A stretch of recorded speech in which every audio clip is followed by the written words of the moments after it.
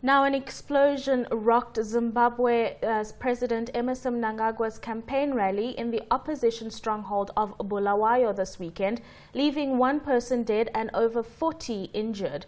However, the election is still set to take place on the 30th of July.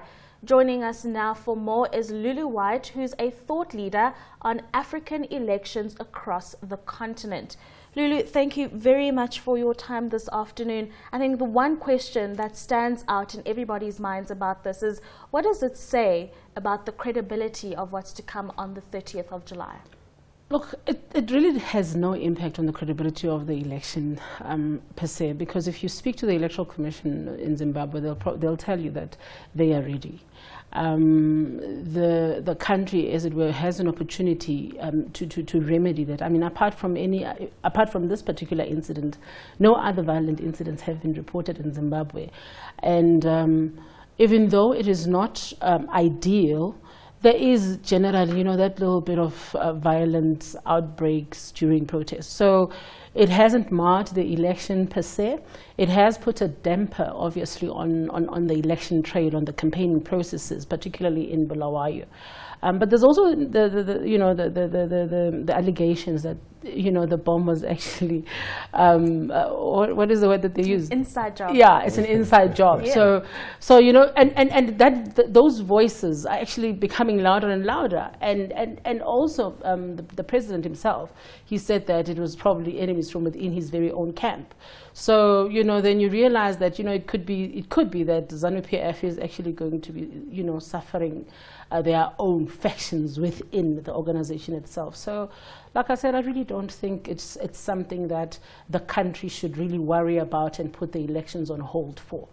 Lulu, let's talk about this notion of observers. Now, last year, Rwanda was having its elections. I actually talked to you about the same. And we are seeing the same thing here. EU observers already making their way. In Kenya, we did see Thabo Mbeki actually heading the AU mission and observers, only to say it was a right election, the judiciary saying it wasn't.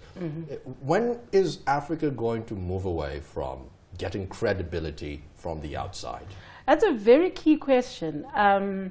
I think the biggest challenge that Africa currently sits with, which is obviously something that my company, the Elections Consulting Agency of Africa, is currently doing, is setting up a barometer of its own. Africa on its own needs to set up a barometer on how to measure credible elections without necessarily looking to West African or to Western countries on that. And it is a challenge that each and every electoral commission on the continent actually deals with, because what is necessarily fair and credible in South Africa is not necessarily fair and credible in Zimbabwe. So it's relative. So it's only Africans that need to come together at one point, sit together and say, these are in terms of a list of checks and balances, this is what would make our elections in Africa. Is the AU failing on that front? Because Thabo Mbeki signed off on the Kenyan election, and the judiciary, the judge said, no, this wasn't credible. The biggest challenge that the AU is facing, apart from just not having, people that understand elections, people that work in the AU are administrators, and they're not generally people that are election administrators. They're administrators, whether it's from governance or whatever. So that is where the challenge comes. The portfolio, that portfolio on its own needs to be headed by somebody who's very strong. I remember there were times when Advocate Penzitla Kula was actually a rapporteur on the AU in regard to the media during elections. And these were some of the issues that she was actually, talking about, to say Africans need to set their own tone in as far as these particular elections are concerned. Yes, the AU can do better. Let's talk about, we don't have a lot of time left, Lulu, unfortunately, but I really want to get into the ZEC. I mean, we haven't heard a lot from them leading up to the elections, but you say that you have been engaging with them. But really, how will they be dealing with voters' fraud that, has been spoken about? Also, online systems, we saw that they had issues with the voters' roll recently, which has been released eventually. But really, what is the ZEC doing in terms of strategy to ensure that credibility and the reliability of that result? Look, I think I must just be honest. I cannot speak on behalf of the ZEC, obviously, and I can give you those details, and you can actually find out from them as an organization in terms of what it is that they are doing to get ready.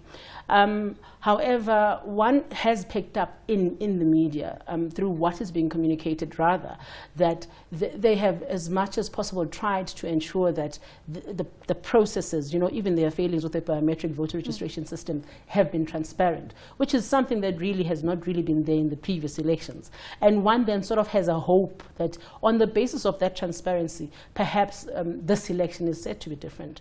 And I think the reality is that Zimbabwe does need this election to take place. The President, Emmerson Mnangagwa, also needs this election to take place because it's going to legitimize his stay in office. This election not taking place is detrimental. It's a definite dent in the reputation and in the efforts of the economic recovery plans that are in line for Zimbabwe. So it's very, very important that this election goes off with as little of a glitch as possible. There have been reports that perhaps the UN should have actually taken much more of a central stage in as far as the finalization and the facilitation of these particular elections. But we need to understand that Zimbabwe is a sovereign.